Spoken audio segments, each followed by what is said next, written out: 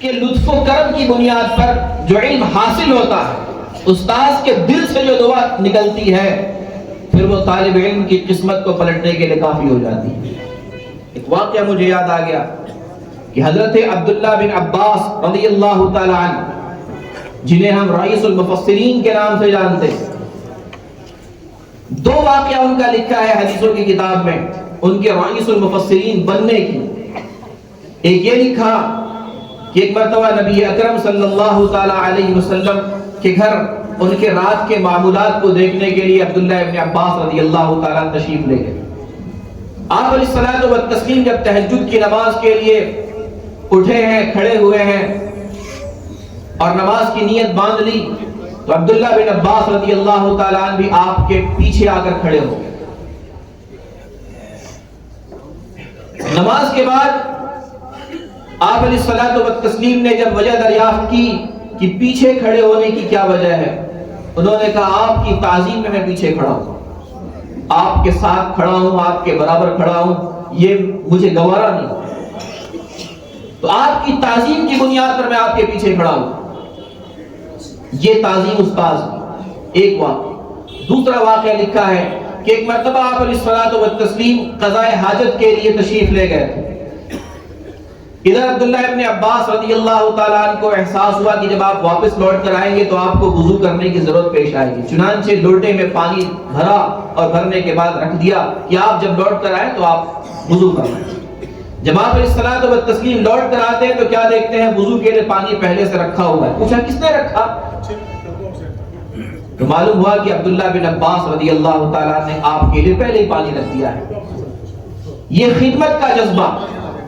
آپ علیہ الصلوۃ والتسلیم نے عبداللہ بن عباس رضی اللہ تعالیٰ عنہ کو سینے سے لگایا اور دعا دی، اللہم علمہ الکتاب، اے اللہ اس ابن عباس کو آپ کتاب اللہ کا علم عطا کیجیے۔ استاذ کی اس تعظیم اور خدمت کی بنیاد پر اللہ رب العزت نے جناب عبداللہ ابن عباس رضی اللہ تعالیٰ عنہ کو رئیس المفسرین بنا۔ تو حصول علم کے لیے تین چیزیں، عین سے عنایت ربانی، لام سے استاذ کا لطف و کرم اور میم سے محنت، یہ تین چیزیں جب کسی طالب علم کے اندر پیدا ہو جائیں تو پھر وہ علم حاصل کرنے والا ہو جائے۔ اور اگر ان تینوں میں سے کسی ایک کے اندر بھی کمی پیدا ہو گئی، اگر عنایت ربانی اسے حاصل نہیں، اللہ کی نافرمانی کر رہا ہے، تو وہ کبھی علم حاصل نہیں کر سکتا۔ اگر اس کے دل میں استاذ کا احترام نہیں، ادب نہیں ہے، تو پھر وہ کبھی علم حاصل نہیں کر سکتا۔ اور اگر اس کے اندر محنت کا جذبہ نہیں ہے، محنت کی خوبی نہیں ہے، تو وہ شخص بھی علم حاصل نہیں کر سکتا۔ ہاں برائے نام تو کچھ بن سکتا ہے وہ، لیکن علم کی جو نورانیت ہے، علم کی جو روشنی ہے، علم کی جو حقانیت ہے، وہ اس کے دل میں کبھی پیدا نہیں ہو سکتی۔ تو یہ تین چیزیں جمع کرنے کی ضرورت ہے۔ اور مزید علماء نے لکھا کہ علم کے حصول کے 5 مراتب ہیں، 5 درجات ہیں، کہ جب انسان ان درجات کو مکمل کرتا ہے تو پھر اس کے اندر کمال پیدا ہوتا ہے، اس کے اندر گہرائی اور گہرائی پیدا ہوتی ہے، اس کے علم کے اندر پختگی اور مضبوطی پیدا ہوتی ہے۔ کیا ہے وہ 5 چیزیں؟ فرمایا کہ سب سے پہلی چیز الاستماع، کہ علمی کتاب کو جب پڑھا جائے یا استاذ پڑھائے تو پوری توجہ کے ساتھ اسے سننا۔ اور یاد رکھیے یہ بات صرف کتاب پر اپلائی نہیں ہوتا، نافذ نہیں ہوتا، بلکہ اگر آپ کسی عالم کی مجلس میں بیٹھے ہیں، کسی بڑے کی مجلس میں بیٹھے ہیں، وہ گفتگو کرے تو وہاں پر بھی یہ چیز نافذ ہوتی ہے کہ آپ کی پوری توجہ مخاطب اور کرنے والے اور جو ہے اس متکلم کی طرف ہونی چاہیے۔ اگر آپ کی توجہ دائیں بائیں ہوگی تو آپ بات سمجھ نہیں پائیں، اور اس کا نقصان یہ ہوتا ہے کہ بندہ آدھی ادھوری بات سنتا ہے، پھر باہر جا کر کے اس کو بیان کرتا ہے کہ فلاں صاحب نے یہ کہا تھا، لیکن انہوں نے کہا ہی نہیں۔ پھر غلط باتیں معاشرے میں پھیلنی شروع ہو جاتی۔ اس لیے مبلغین کو، دین کے داعی حضرات کو ضروری ہے کہ وہ اپنے بڑوں کی بات پوری توجہ سے سنیں، مکمل سنیں اور سمجھیں، پھر اسے آگے بیان کریں۔ جو خرابیاں پیدا ہوتی ہیں وہ یا تو آدھی ادھوری بات سننے کی وجہ سے یا بات نہ سمجھنے کی وجہ سے۔ اس لیے سب سے پہلی چیز ہے الاستماع، پوری توجہ کے ساتھ بات کو سننا۔ اگر درس میں ہے، سبق میں ہے تو استاذ کی بات پوری توجہ سے سنی جائے، مجلس میں ہے تو خطیب کی بات پوری توجہ سے سنی جائے۔ دوسرا درجہ ہے الانصات، خاموش رہنا۔ جب آپ خاموش رہیں گے تو بات توجہ سے سنیں گے، اور اگر شور شرابہ کرتے رہیں گے تو بات سمجھ نہیں آئے۔ قرآن عظیم کے تعلیم کے موقع سے بھی یہ ادب سکھلایا گیا، وَإِذَا قُرِئَ الْقُرْآنُ فَاسْتَمِعُوا لَهُ وَأَنصِتُوا، کہ جب قرآن کی تلاوت کی جائے اور قرآن پڑھا جائے تو سب سے پہلے پوری توجہ سے سنو اور خاموش رہو۔ تو پہلی چیز استماع، غور سے سننا، اور دوسری چیز ہے انصات، خاموش رہنا، اور تیسری چیز ہے کہ جب آپ نے خاموش رہ کر پوری توجہ سے بات سنی ہے تو تیسرے نمبر پر ہے الحفظ، ثم الحفظ، پھر اس بات کو یاد کرنا۔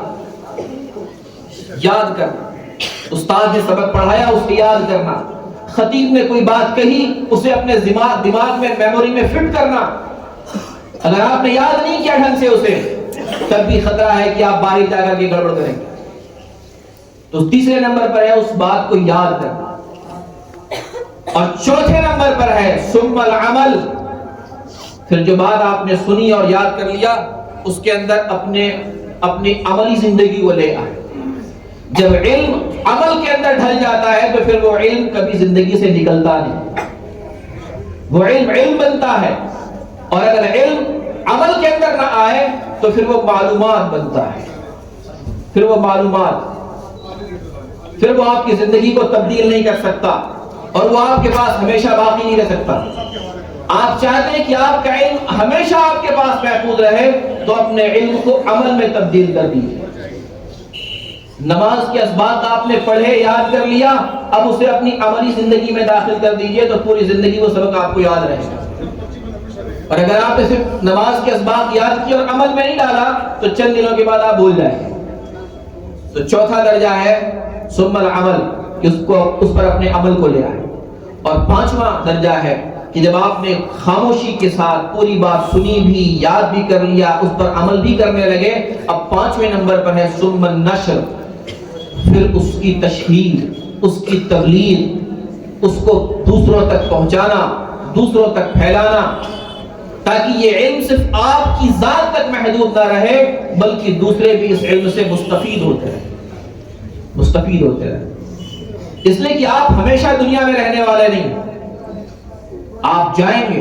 اگر آپ نے اپنے علم کو منتقل نہیں کیا، اگر امام بخاری رحمہ اللہ نے اپنے علم کو اس کتابی شکل میں یہاں جمع نہ کیا ہوتا تو آج یہ بہاریں نہ ہوتی، آج یہ مجلسیں نہ ہوتی، آج اس کتاب کو پڑھنے والے طلباء اور علماء نہ ہوتے، ان کا علم ان کے ساتھ چلا گیا ہوتا۔ لیکن انہوں نے اپنے علم کو منتقل کیا ہے، اپنے علم کو متعدی کیا ہے، کہ وہ آج سے کئی سال پہلے دنیا سے رخصت ہو گئے لیکن آج تک ان کا نام لیا جا رہا ہے، ان کے علم کو پڑھا اور پڑھایا جا رہا ہے، عزت کے ساتھ اس کتاب کو اٹھایا جاتا ہے، بوسہ دیا جاتا ہے، چوما جاتا ہے، آنکھوں سے لگایا جاتا ہے۔ تو یہ 5 مراتب اور 5 مراحل اور 5 درجات جب کوئی شخص طے کرتا ہے تو پھر اس کے علم کے اندر گہرائی اور گہرائی اور درد پیدا ہوتا ہے، اور اس کا علم زندہ و جاوید ہوتا ہے۔